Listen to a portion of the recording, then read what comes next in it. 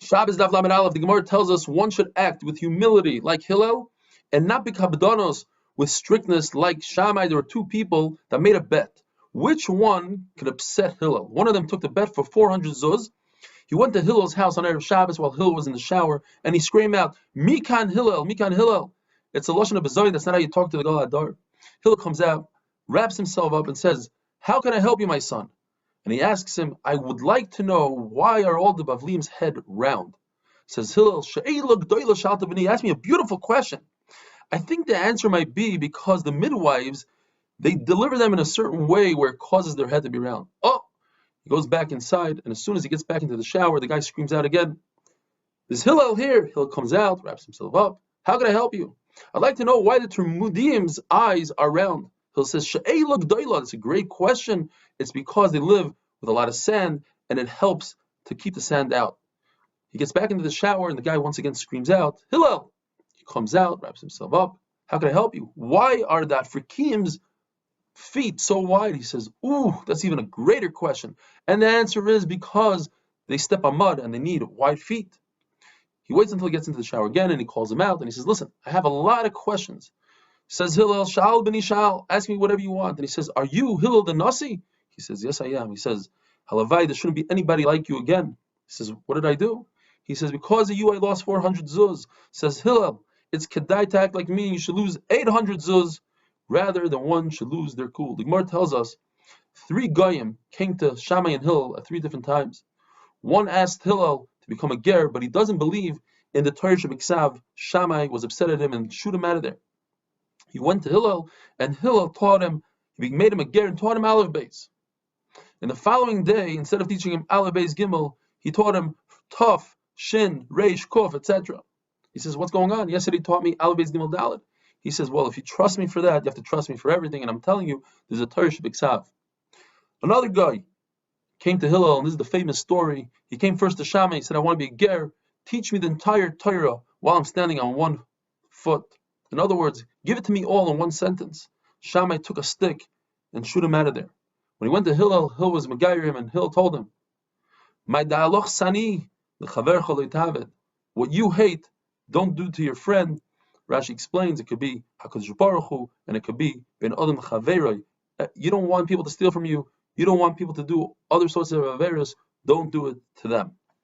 And the rest of the Torah, says Hillel, is just an explanation and to explain how that all fits in to that one line, the 5 words. Da'aloch sani l'chavercha lo'itavet. There was another guy who heard a Rebbe teaching his children, his Talmidim, about the Big Day Kuhuna, Choshim Be'ephod, and he found out that's for the Kohen Gadol. So he says, tell Shammai, I want to become a ger so I can wear the Big Day Kohen Gadol. Shammai took a stick, the Amas Abinyan, and shoot him out of there.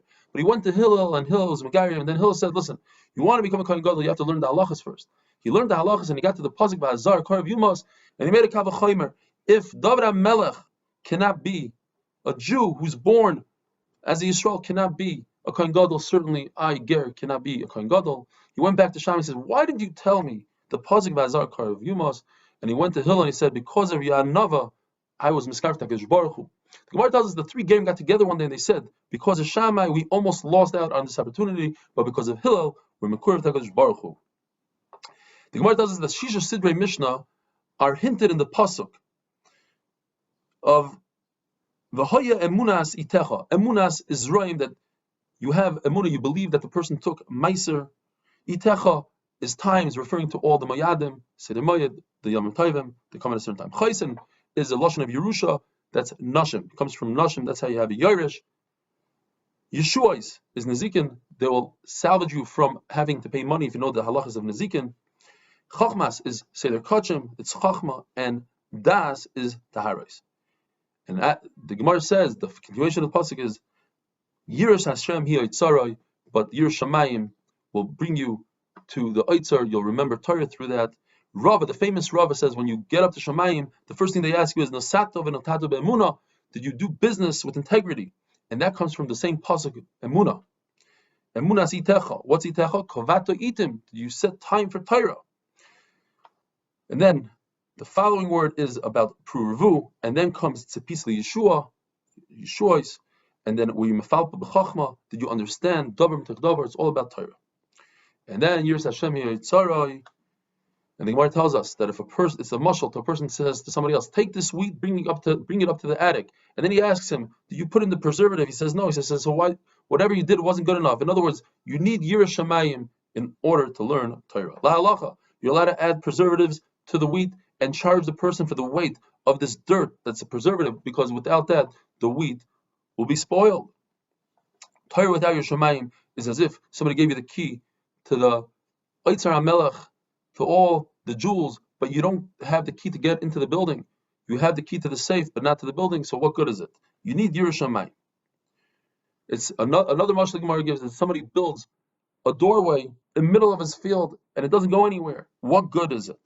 The Gemara says that Reb Simon and Reb Elazar, they saw Reb Yaakov walking by. One of the two said, let's stand up for him because he has Yiras Chait, he has Yiras Shamayim. The other said, Yiras Shamayim, he's a big Talmid Chacham. So the other one said, what good is Talmid Chacham? I'm saying Yiras Shamayim, it's much stronger. The Gemara says that must have been Reb Elazar, because Reb Elazar holds that HaKadosh Baruch Hu doesn't have anything in this world besides Yiras Shamayim.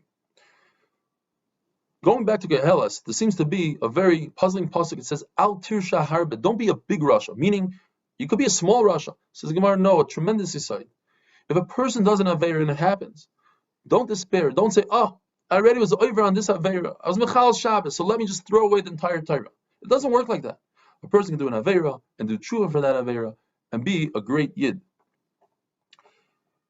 Rishayim, not only are they not scared and don't think about the day of judgment, Yom HaMisa, but they live without any fear and they have no humility.